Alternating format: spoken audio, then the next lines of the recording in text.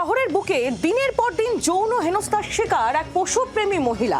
পথকুকুরদের জন্য চিকিৎসা এবং আশ্রয়ের ব্যবস্থা করতে গিয়ে দিনের পর দিন তিনি হেনস্থার শিকার হচ্ছেন বলে অভিযোগ।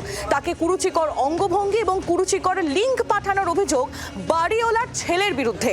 ইতিমধ্যেই নাগেরবাজার থানায় অভিযোগ দায়ের হয়েছে।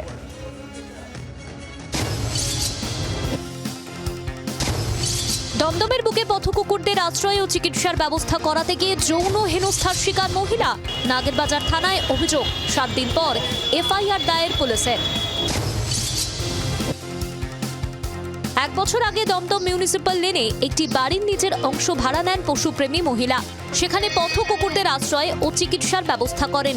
অভিযোগ, ভাড়া নেওয়ার কিছুদিনের মধ্যেই মহিলা ও তার সঙ্গীদের উদ্দেশ্যে বাড়িওয়ালার ছেলে অশালীন মন্তব্য ও ইঙ্গিতপূর্ণ অঙ্গভঙ্গি করতে শুরু করে। প্রায় 1 বছর হতে যায় এই জায়গাটা আমরা ভাড়া নিয়েছিলাম। আমার একটা সংস্থা আছে যেখানে রাস্তার কুকুর বেড়ালদেরই মোস্টলি আমরা ট্রিটমেন্ট করি। আমি আমার ফিমেল স্টাফরা এখানে সবাই কাজ করি। আমাদেরকে ওপর থেকে গালাগালি দেওয়া, বিভিন্ন অঙ্গভঙ্গি করা, এগুলোও শুরু হয়েছিল। প্রথমে বাড়িওয়ালাকে বলে কোনো হয়নি, কোনো লাভ হয়নি। তুই তো জানিসই কিরকম, একটুখানি বুঝে নে। হলো, দিনকে দিন বাড়তে থাকলো। এখানে আমার ডাক্তার এসে বসে আছে, পেশেন্ট এসছে, তাদের সামনে অশ্রাব্য গালাগালি।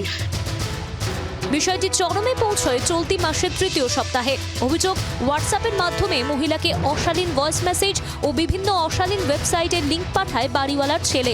প্রতিবাদ জানিয়ে বাড়িওয়ালাকে বিষয়টি জানান মহিলা। উল্টে তাকে ছেলের সঙ্গে দেখা করতে বলেন বাড়িওয়ালা। গত মঙ্গলবার রাত্রে বাড়িওয়ালার অ্যাডাল্ট ছেলে, 40 বছরের ওপরে বয়স, সে আমাকে অত্যন্ত কুরুচিপূর্ণ কিছু ভয়েস মেসেজ পাঠায় এবং ওই সব ধরনের লিঙ্ক পাঠায়। বাড়িওয়ালি এসে আমাকে ওই অবস্থার মধ্যে জোর করছেন যে ওর সাথে একবার সামনাসামনি কথা বলতে, কারণ উনি নাকি বকে দিয়েছেন। এখানেই শেষ নয়, মহিলার অভিযোগ, থানার দ্বারস্থ হতেই হুমকি দিতে থাকেন বাড়িওয়ালা। এমনকি পাড়ার থেকে লোকজন জুটিয়ে শারীরিকভাবে নিগ্রহের হুমকিও দেওয়া হয়। বাড়িওয়ালি প্লাস পাড়ার কিছু গুন্ডা মতো মানুষজন নিয়ে আমাদের এখানে একটা ভীষণ ঝামেলা করলো, পুরো মব এনে। এইটা রিটালিয়েশন।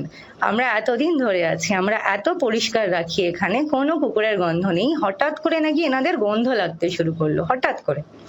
আর সেখানে প্রাউডলি বলছেন যে হ্যাঁ, মানে লোকজন লিটারালি থ্রেট দিচ্ছে আমাকে, মেরে হাত ভেঙে দেবো, চড় মারবো। মহিলার আরও অভিযোগ, নাগেরবাজার থানার দ্বারস্থ হলেও প্রথমে গা করেনি পুলিশ। শেষমেশ সোমবার যৌন হেনস্থার ধারায় মামলা রুজু করে তদন্তে নামে পুলিশ। যদিও এই গোটা ঘটনায় বাড়িওয়ালার প্রতিক্রিয়া পাওয়া যায়নি। সৌমেনের রিপোর্ট, জি 24 ঘন্টা।